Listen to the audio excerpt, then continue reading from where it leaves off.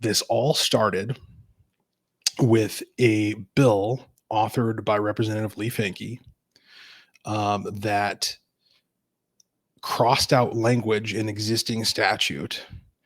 And the effect of that language was to exclude a physical or sexual attachment to a child by an adult. Another word for that would be pedophilia. To exclude that from consideration as a sexual orientation under the chapter of law dealing with human rights and protected classes. Okay. So the effect of the bill would be to take existing language that says, hey, by the way, a physical and sexual attraction to a child by an adult doesn't qualify as a sexual orientation, and just draw a line through that language and say that we're just getting rid of that. We're repealing that. That's what the effect of the bill was. In response to that, and by the way, that bill got wrapped into this judiciary and public safety omnibus that we've been debating and that was passed off the House floor last night. In response to that, Representative Harry Niska, Republican, offered an amendment when we debated this bill. And the effect of that amendment was to move that language to a different section of the chapter and just to specify, to take out the reference to sexual orientation, because the offered rationale by the author, Finke, as to why we needed to draw a line through this language, excluding pedophilia from consideration as a sexual orientation, is that it was offensive to the LGBT community. Others have said that this presents a harmful trope of LGBT people having some sort of predilection towards predatory behavior when it comes to children. And so in order to combat that trope, in order to I don't even fully understand the argument. Basically, in order to spare people's feelings, we need to cross out this language, and in doing so, remove a firewall in our law, which says, hey, you're never going to be able to claim your attraction to children as some sort of special protected status that entitles you to benefit from anti-discrimination law, right? Like, seems like kind of not a fair deal, right? Like, if your objective is to combat a trope, which is, in other words, an idea in the culture, changing the law in a substantial way to remove a protection for kids seems like a bit of a high price to pay, in my opinion.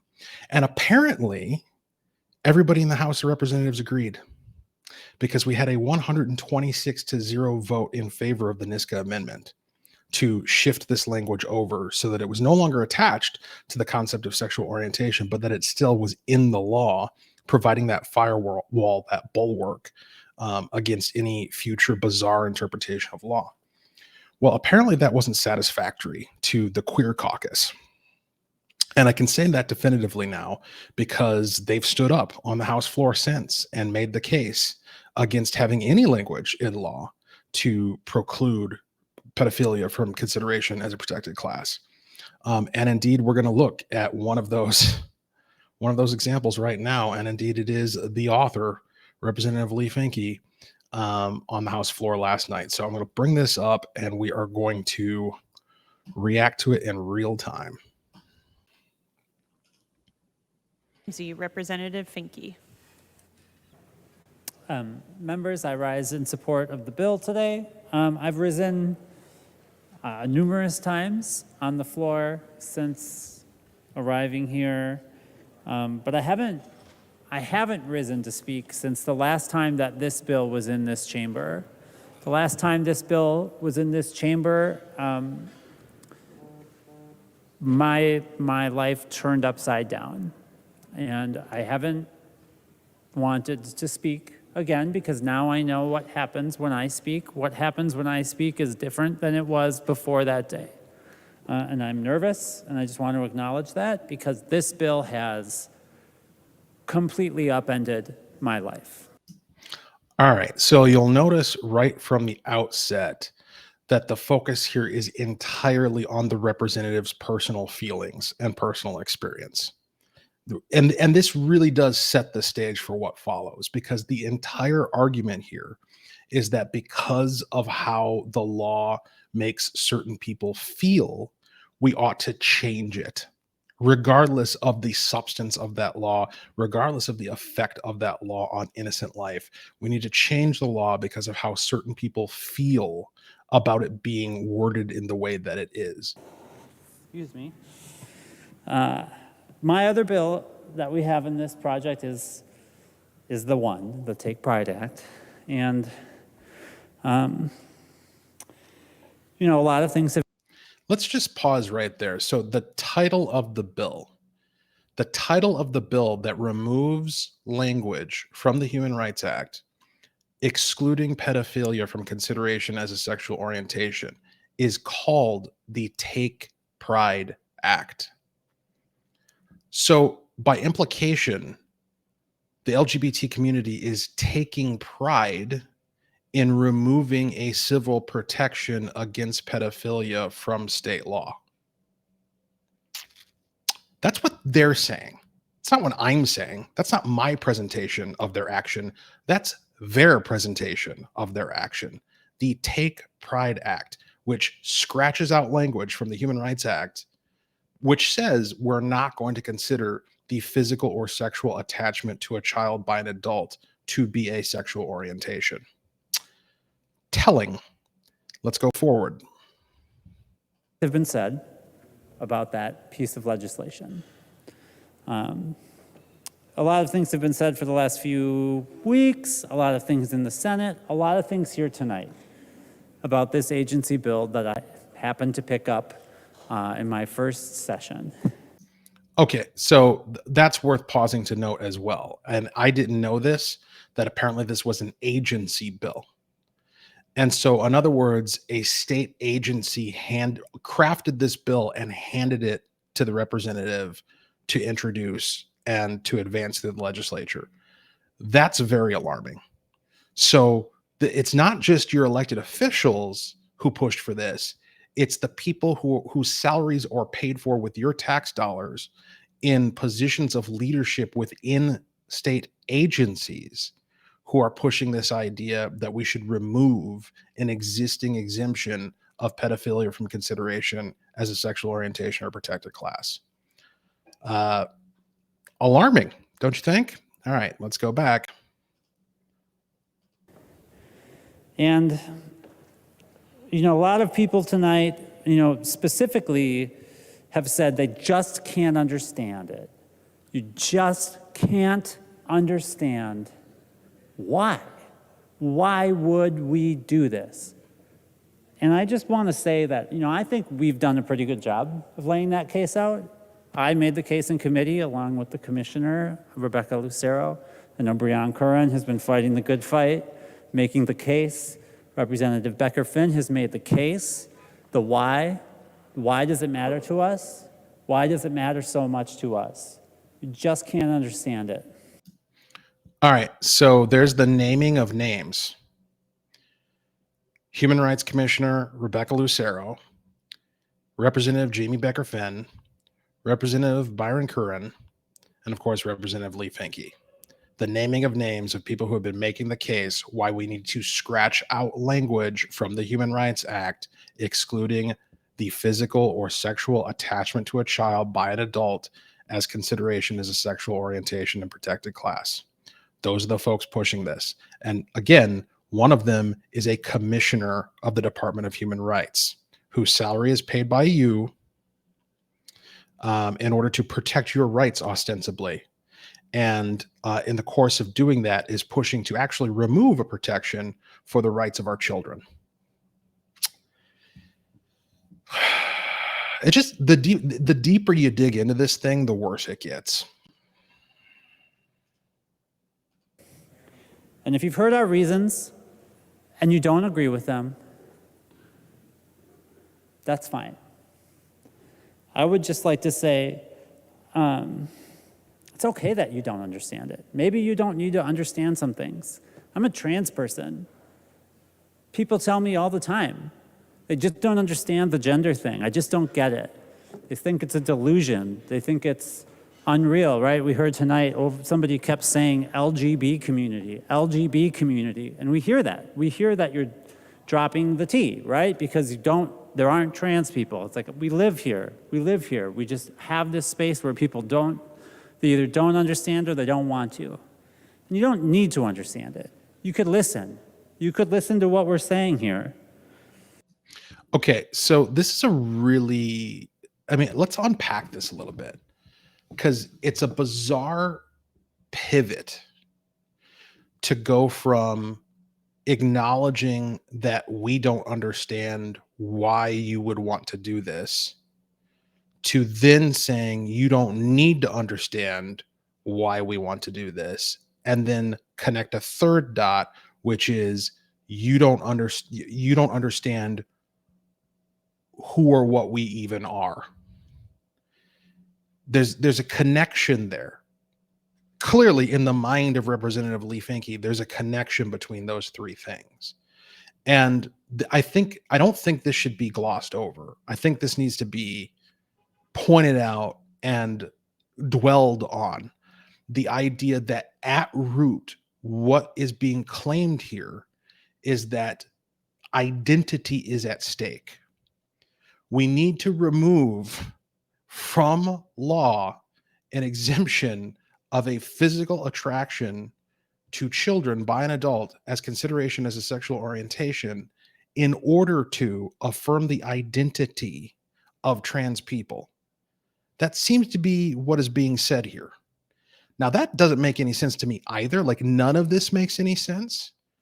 But the more we listen to the representative talk here, the more bizarre and unusual and inexplicable this becomes. And ultimately, the argument seems to be building up to your consent and understanding is not required in a democratic republic, in a constitutional republic. In your representative government, your understanding and consent is not required. That's basically what we're building to here. The original authors of this bill, Representatives Alan Spear and Karen Clark, the first two queer people who served in this building, they worked for a decade to pass this legislation, and they had this one sentence. And that one sentence, they did not want it. It has no legislative intent.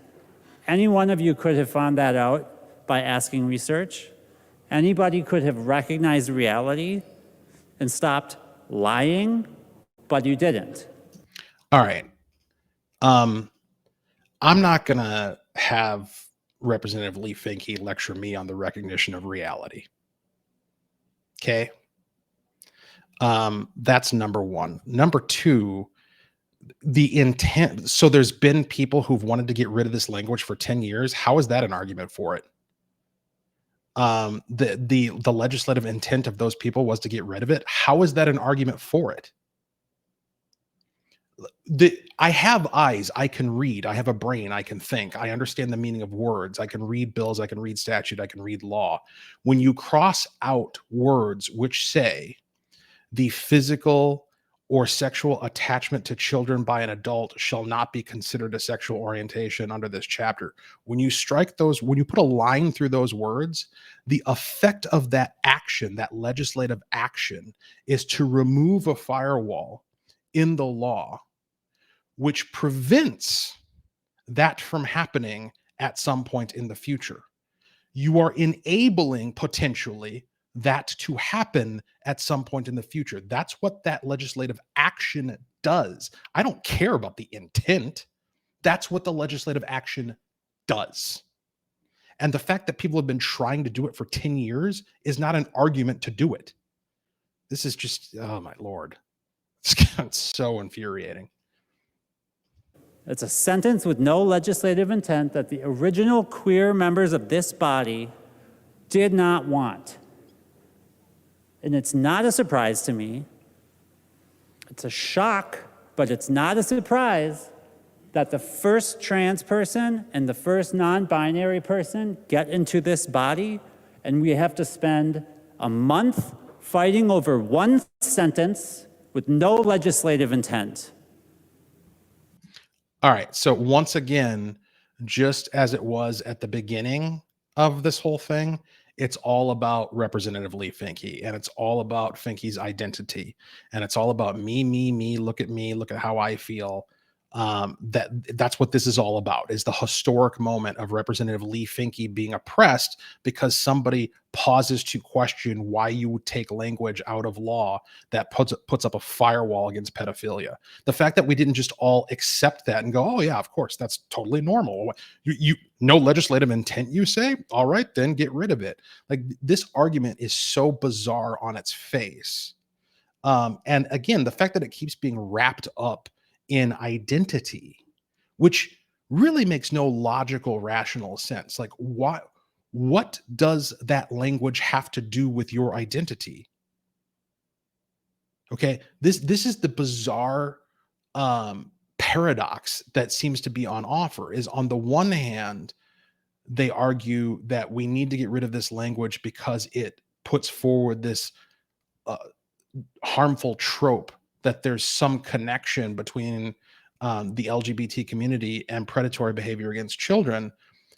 And we go, okay, we agree that that is a harmful trope and that that connection should not be made. And then right after that, every chance they get, they keep reattaching that connection by making it about their identity. Like, which is it? Pick a lane. Nothing. It's just poison. It's a poison pill. And somebody here said, nobody thinks LGBT people have anything to do with pedophilia. And I'm going to just say, if you think that's what happens in this country, you don't know queer people. You don't know what our lives are like. You don't know what it means to be associated with the most vile, cruel lies possible. I know what that's like now, because that lie spread through this building, and it has turned my life upside down. Okay, so that is 100% your fault.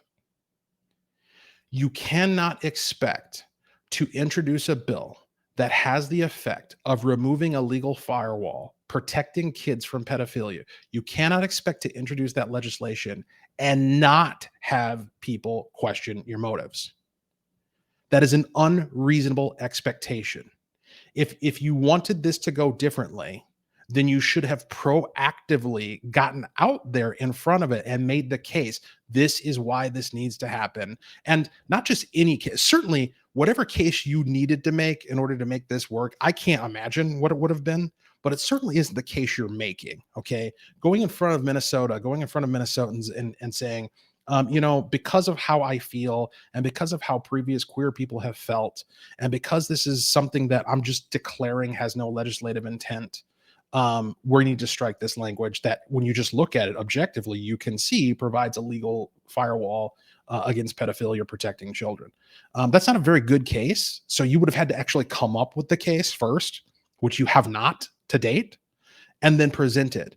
And the idea that nobody was going to notice and that nobody was going to have a problem with it and that nobody was going to question your motives when you're doing something that on its face is extremely eyebrow raising, to say the least. To the extent you've gotten blowback for that, it is 100% your fault. You cannot expect the rest of us to just not question that.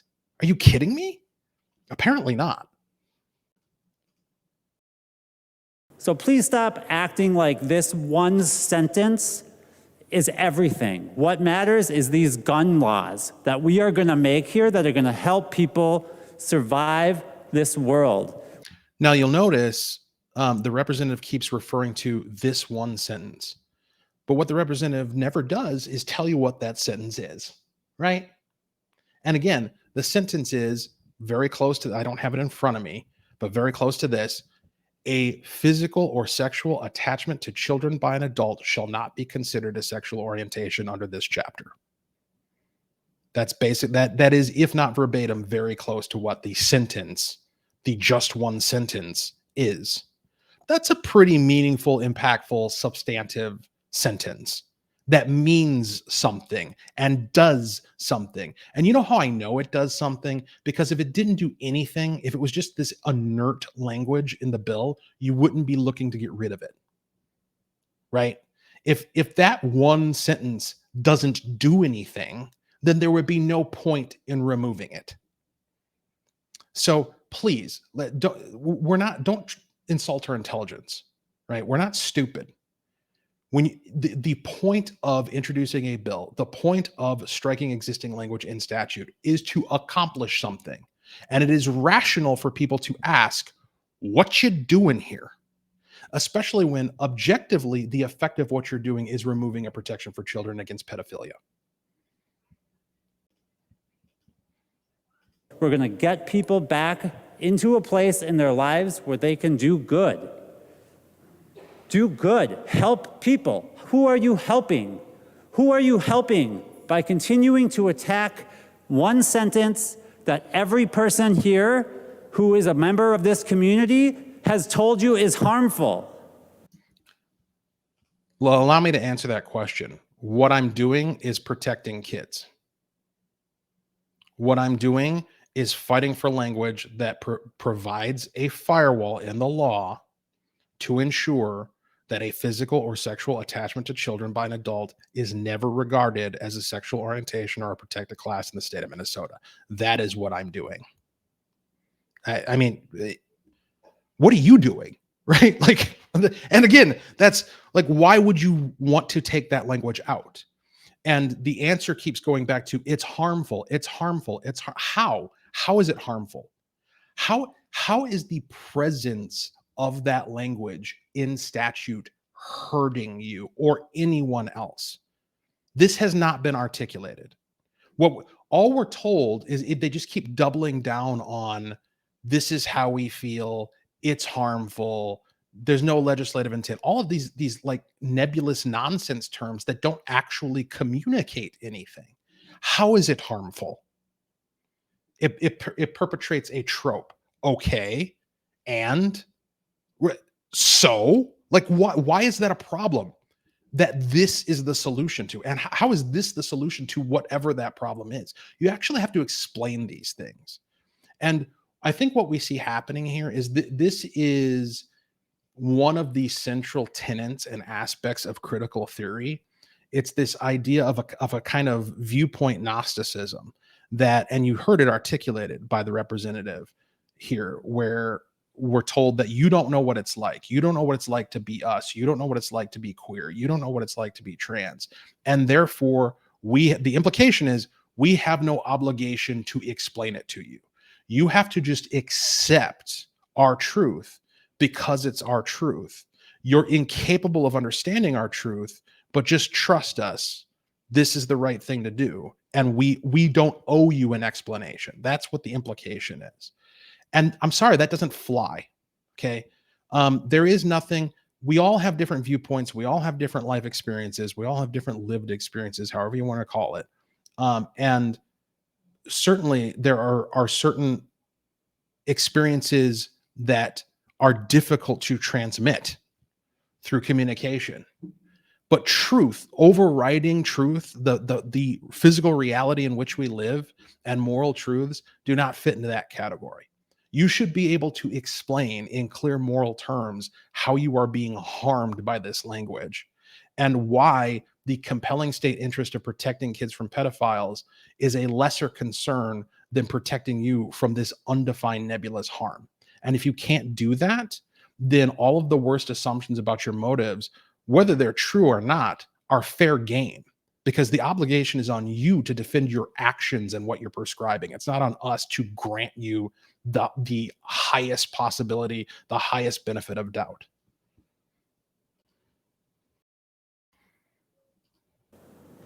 We are saying it's harmful. If you don't understand, I'm sorry. Maybe listen to the queer people in the world who are telling you and move forward with your lives, recognizing the truth, which is that this sentence has no legislative intent and it should be removed. Okay, so you see what I'm saying? It's the representative is literally telling you what I just said, that you need to listen to them, accept what they're saying on faith, give them the benefit of the doubt, and just move on with your life. Don't care. Why do you care? That's basically what's being said here. And that is not an acceptable defense of this policy. It's just astounding to me that this is the posture. This is the best argument from the author of the bill. The best argument for doing this is that you just need to trust the fact that there's a reason. We can't tell you what it is, but there's a reason. I'm speechless. I'm speechless. I just don't know. The fact that that utter and complete nonsense is empowered. That would be completely nebulous. That was like Billy Madison style. We're all stupider for having heard that style of argument. And that has power in the state of Minnesota. That is empowered. The governing trifecta passed that, and Governor Walz will sign it into law on that basis. The basis of trans people have been trying for 10 years to do this. They feel bad about it. It's harmful in ways that we can't describe. And you should just move on with your life and not ask questions. That is a prevailing argument in Minnesotan jurisprudence when it comes to protecting kids from pedophiles.